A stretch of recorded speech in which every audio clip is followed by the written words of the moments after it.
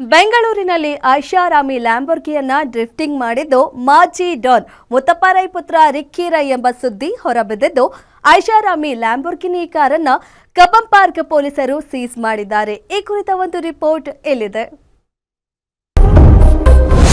ಕುಂಬ್ಳೆ ಸರ್ಕಲ್ನಲ್ಲಿ ಮುತ್ತಪ್ಪ ರೈ ಪುತ್ರನ mad drifting.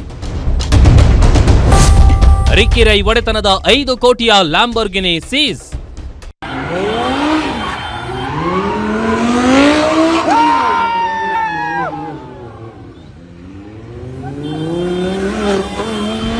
ಬೆಂಗಳೂರಿನ ಅನಿಲ್ ಕುಂಬ್ಳೆ ಸರ್ಕಲ್ನಲ್ಲಿ ನಡೆದ ಕಾರು ಡ್ರಿಫ್ಟಿಂಗ್ ಕೇಸ್ಗೆ ಟ್ವಿಸ್ಟ್ ಸಿಕ್ಕಿದೆ.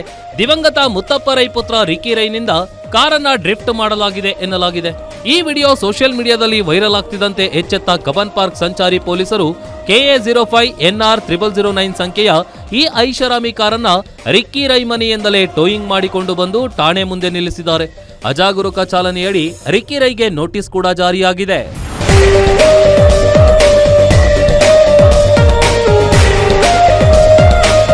ಈ ಪ್ರಕರಣದಲ್ಲಿ ಕೇವಲ ಡ್ರಿಫ್ಟಿಂಗ್ ಮಾತ್ರವಲ್ಲ, ಕಾರಿನ ದಾಖಲೆಗಳ ಬಗ್ಗೆಯೂ ಸಂಶಯ ಬೆಳೆದಿದೆ.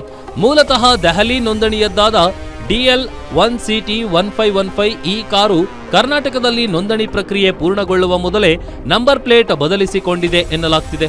RTO ಹರಾಜಿನಲ್ಲಿ 4 ಲಕ್ಷ ನೀಡಿ 0009 ನಂಬರ್ ಖರೀದಿಸಿದ್ರು. ದೆಹಲಿಯಿಂದ NOC ಬರುವ ಮುನ್ನವೇ ನಂಬರ್ ಪ್ಲೇಟ್ ಅಳವಡಿಸಿದ್ದು ಕಾನೂನು ಉಲ್ಲಂಘನೆಯೇ ಎಂಬ ಪ್ರಶ್ನೆ ಮೂಡಿದೆ. ಈ ಹಿನ್ನೆಲೆಯಲ್ಲಿ ಇನ್ಸ್ಪೆಕ್ಟರ್ ರವಿ ಅವರು ದಾಖಲೆಗಳ ಪರಿಶೀಲನೆಗೆ RTO ಅಧಿಕಾರಿಗಳಿಗೆ ಪತ್ರ ಬರೆದಿದ್ದಾರೆ.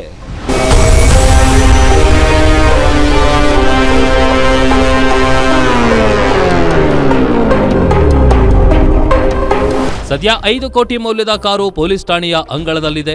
ಅಜಾಗರೂಕ ಚಾಲನೆಗಾಗಿ ದಂಡ ವಿಧಿಸುವುದರ ಜೊತೆಗೆ ಕಾರಿನ RC ರದ್ದುಗೊಳಿಸುವಂತೆ ಪೊಲೀಸರು ಶಿಫಾರಸು ಮಾಡುವ ಸಾಧ್ಯತೆ ಇದೆ. ನಾಳೆ ರಿಕ್ಕಿ ರೈ ಪರ ವಕೀಲರು ಠಾಣೆಗೆ ಹಾಜರಾಗಿ ಸರಿಯಾದ ದಾಖಲೆಗಳನ್ನ ಸಲ್ಲಿಸಿದ್ರೆ ಅಥವಾ ಕೋರ್ಟ್ನಿಂದ ಆದೇಶ ತಂದ್ರೆ ಮಾತ್ರ ಈ ಲ್ಯಾಂಬೋರ್ಗಿನಿ ರಿಲೀಸ್ ಆಗಲಿದೆ. ಅಲ್ಲಿಯವರೆಗೆ ಮುತ್ತಪ್ಪ ರೈ ಪುತ್ರನ ಐಷಾರಾಮಿ ಸವಾರಿ ಅಕ್ಷರಶಃ ಲಾಕ್ ಆಗಿದೆ.